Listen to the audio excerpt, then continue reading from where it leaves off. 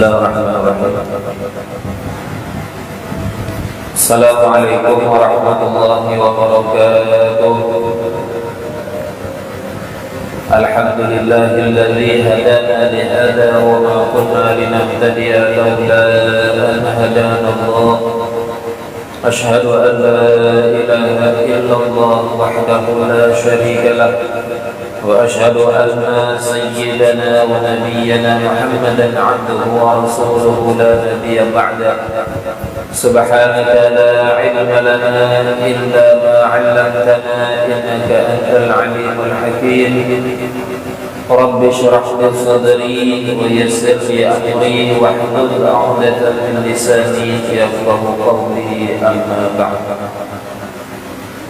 Para jemaah yang dimuliakan Allah, alhamdulillah, tidak henti-hentinya kita bersyukur kepada Allah Subhanahu wa taala atas segala nikmat yang diberikan oleh Allah kepada kita semua sampai dengan saat ini,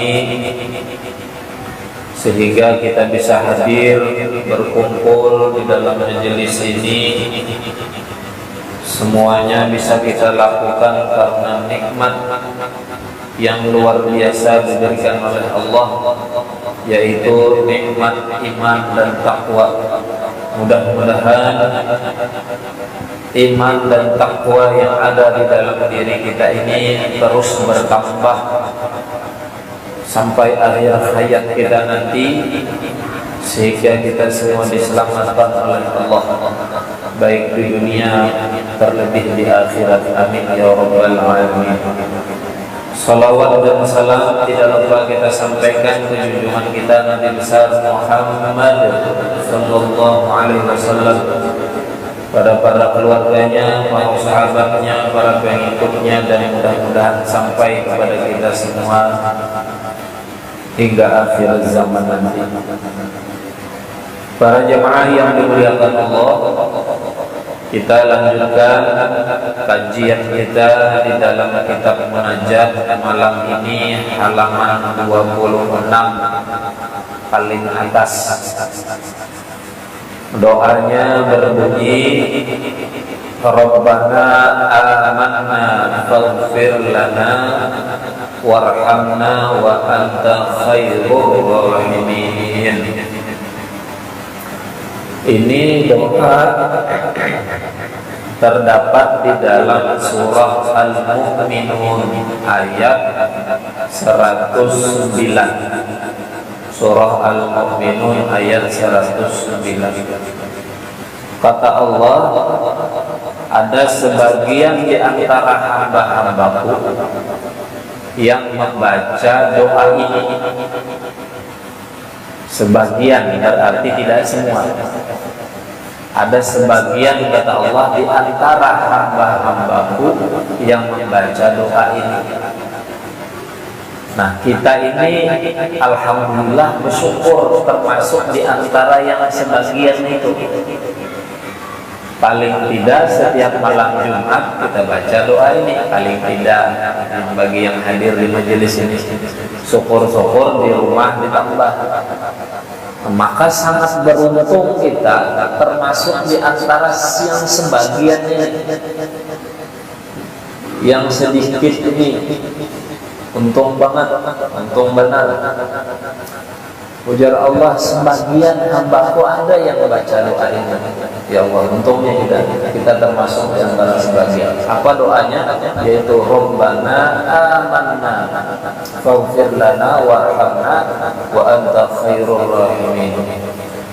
Di dalam doa ini disebutkan setelah kita hamba Allah yang beriman kepadanya, ada di antara hamba Allah ini yang meminta ampun sekaligus minta rahmat kepada Allah. Wa anta khairur rahimin, hanya Engkau ya Allah yang terbaik memberi rahmat. Nah, jadi kita ini dua aja hidup, baik di dunia maupun di akhirat. Satu, dosa diampuni oleh Allah. Dua, kita ini diberi rahmat oleh Allah. Dua ini jamin selamat hidup dunia sampai akhirat. Siapa di antara kita manusia yang tidak luput dari dosa? Pasti punya dosa, pasti punya salah. Cuman takarannya aja masing-masing. Ada yang sedikit, ada yang sedang, ada yang banyak. Yang pasti walaupun sedikit, jangan mentang-mentang sedikit lalu tidak minta ampun, jangan dianggap remeh juga. Tetap kita minta ampun kepada Allah. Faghfir lana, ampuni kami ya Allah. Jangan, oh dosaku sedikit, aku sudah sembahyang setiap hari, sudah ibadah, sudah puasa, sudah melakukan amalan-amalan ini itu, jarang keluar rumah, jarang ketemu orang. Kalau dipikir-pikir jarang berbuat dosa.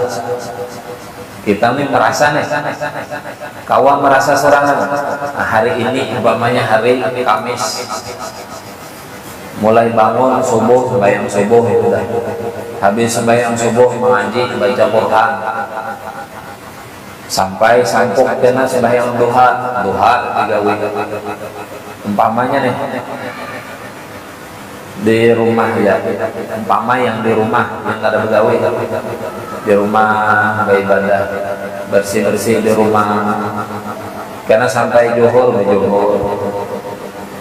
istirahat guring, sampai asar bangun sembahyang asar, sore kena bagi sahan kawan keluarga, sampok maghrib isya guring. Rasanya kalau dihitung-hitung kedida dosa yang digali. Kawan tuh merasa, coba dipikir kawan, rasanya nih kededannya menggawi dosa nih. Nah mentang-mentang sedikit rasanya sedang menggawi dosa, lalu kada minta ampun. Harus habis istighfar lagi yang sedikit dia kada dosa. Jangan. Nah merasa kada dosa itu salah sudah. Merasa kada dosa itu sudah salah. Nabi aja, nah di doa berikutnya, Rabbighfir warham wa anta khairur rahimin. Hampir sama kalimatnya. Kata Allah, wa qul, katakan wahai Muhammad. Nah ini diperintah oleh Allah Nabi Muhammad. Rabbighfir warham wa anta khairur rahimin.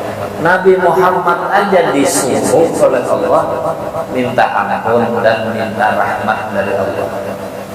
Yang tidak berdosa, tidak pernah salah, dijamin masuk surga.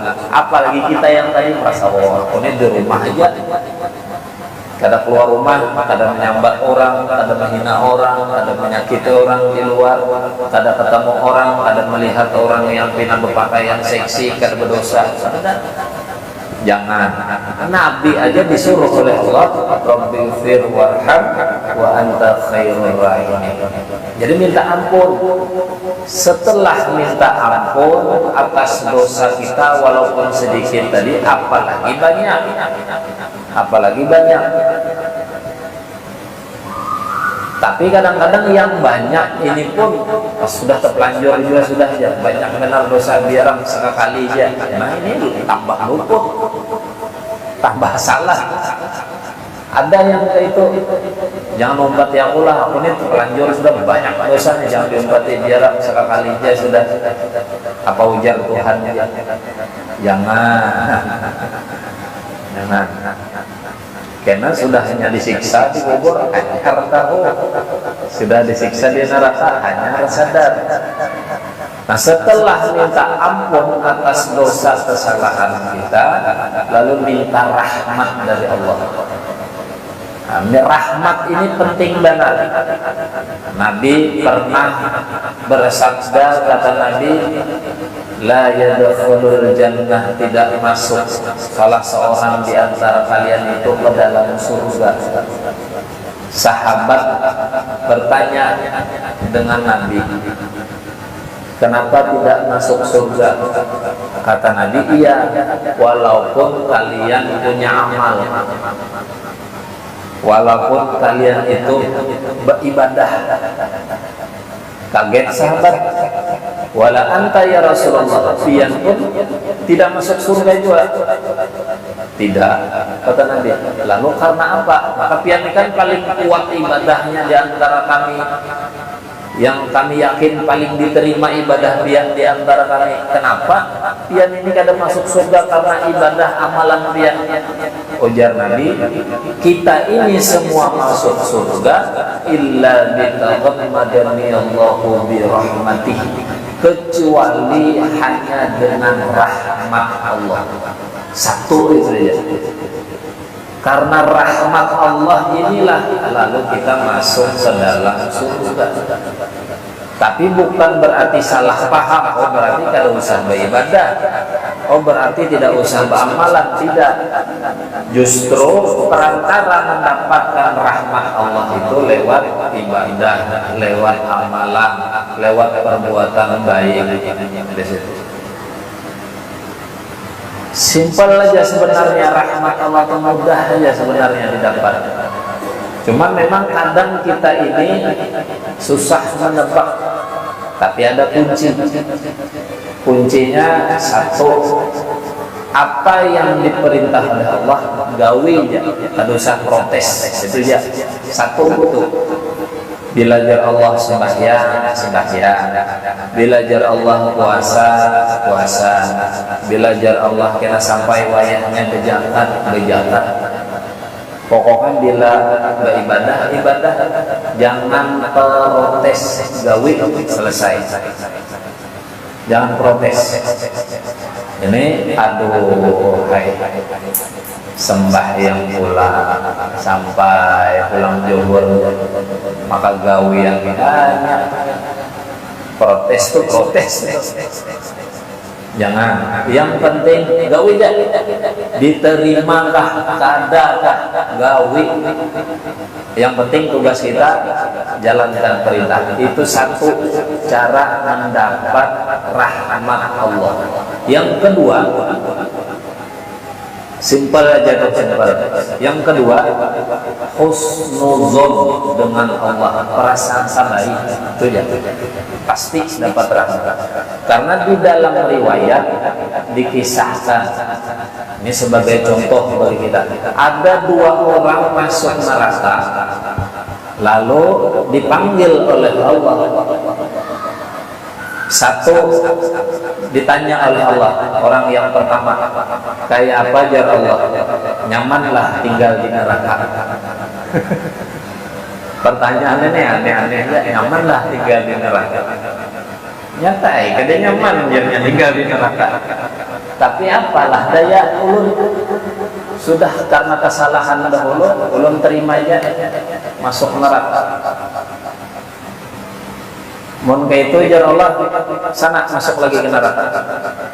Mahancak punya buka-buka masuk lagi ke neraka. Amun kita sana masuk neraka. Kira-kira karahapan kalau ini mahancak buka disuruh oleh Allah, sana masuk lagi. Laju dilihat oleh Allah. Hai, kenapa laju benar disuruh masuk neraka? Dikiau di sini. Kenapa kami bahancak disuruh masuk neraka? Locoy kami. Jangan bahasa kita dong, bahasa kita. Ujarnya apa jawabannya? Simpel aja jawabannya. Ulun ya Allah waktu di dunia kada pernah melaksanakan perintah Dia. Satu ini barang ulun lakukan perintah Dia disuruh masuk neraka, laju ulun. Oh, Allah tuh tersentuh dengan kalimat itu. Oh ya sudah, kamu ke surga aja. Nah, turun rahmat. Gara-gara apa? Perintah Allah digawi. Penting gawi aja, jangan protes. Jangan nunggu kena sampai tercampur gompong di dunia nih, gawi sudah. Satu, masuk surga terjadi gara-gara taat perintah Allah, disuruh masuk neraka, mencincing buka ke neraka. Ulun ya Allah, hai di dunia dulu ada pernah menjalankan perintah Dia. Satu ini barang loco juara, aneh juga. Akhirnya orang kedua ditakoni, kayak apa hidup di neraka nyaman lah? Nyaman apa aja sakit di neraka. Hampir sama aja jawaban tadi. Tapi apalah daya, sudah karena kesalahan belum terima aja masuk ke neraka. Ujar Allah, ya sudah ikam ke sana ke neraka lagi. Nah yang satu ini kada bukan kayak yang tadi, berjalan begemet, setumat-tumat menoleh belakang, berjalan lagi, semat-semat menoleh belakang. Ujar Allah, yang ini loco lagi sih kong nih. Kenapa nih? Yang tadi mencincing buka, yang ini lambat. Ditakoni lagi oleh Allah, sini. Kenapa ikan nih? Kadang kayak kawan tadi mencincing sana buka. Sumat menoleh, ulun berprasangka baik lawan pian. Kalau pian mengiau ulun menyuruh ke surga. Karena pesangka baik dengan Allah, oh ya sudah ya Allah jadi masuk surga. Nah, para sangka baik, kuncinya satu, perintah Allah digawi, yang kedua sangka baik dengan Allah. Ini kita sudah perintah Allah tidak dikerjakan, sangka buruk lagi dengan Allah. Sembahyang kada, puasa kada, beribadah kada, diberi oleh Allah musibah, menuduh lawan Allah. Allah culas, Allah kada adil, Allah menyiksaku, Allah kada sayang lawan aku. Kan berarti itu kada sangka baik. Wah ini banget benar orangnya. Nah kita tuh seadanya aja kan usah yang muluk-muluk lah. Ibadah digawi, dikerjakan, kemudian sangka baik dengan Allah. Mudah-mudahan dengan ibadah yang kukerjakan ini Allah masukkan aku ke surga. Yakin itu, insya Allah yakin aja. Sangka baik dengan Allah, husnuzon bahasa agamanya. Maka kata sebagian ulama, rumus husnul khotimah itu husnuzon. Bila husnuzon, husnul khotimah. Tapi bila su'uzon, maka su'ul khotimah. Nah itu bahaya jauh rumus ini. Jadi rajin-rajin husnuzon, sangka baik dengan Allah. Insya Allah akhir hayat kita husnul khotimah. Husnul khotimah itu kada cuma yang matinya nyaman Pak. Bisa aja matinya tuh kelihatan kita sakit, garing, lawas. Husnul khotimah itu apa maksudnya? Di akhirat itu nanti dapat kebaikan dari Allah. Itu husnul khotimah, bukan matinya itu yang baik. Ada yang meninggal garing parah, oh ya sakitnya tuh mati. Kada itu. Tapi ada yang meninggal nyaman, guring langsung meninggal. Husnul khotimah itu ya balun. Busiahnya siang tadi mabuk, guring, mati. Dikira orang nyaman lah mati, nyaman kelihatannya, tapi di akhirat su'ul khotimah. Nah, jadi husnul khotimah itu di akhirat, di dalam mulai dalam kubur sampai ke akhirat tuh diberi rahmat oleh Allah. Itu husnul khotimah. Nah kira-kira itu yang bisa ulun sampaikan. Mohon maaf kalau ada salah kurang. Insya Allah kita sambung minggu yang akan datang. Mudah-mudahan kita semua diberikan kesehatan, kekuatan oleh Allah, diberikan keistiqomahan beribadah, keistiqomahan untuk ilmu agama. Mudah-mudahan berkah ibadah yang kita kerjakan, ilmu yang kita dapatkan, Allah wafatkan kita semua dalam keadaan husnul khatimah dan dimasukkan oleh Allah dalam surganya bighairi hisab. Amin ya rabbal alamin. Wa akhiri hasbunallahu wa ni'mal wakil. Wallahul muwaffiq ila aqwamit thoriq. Wassalamualaikum warahmatullahi wabarakatuh.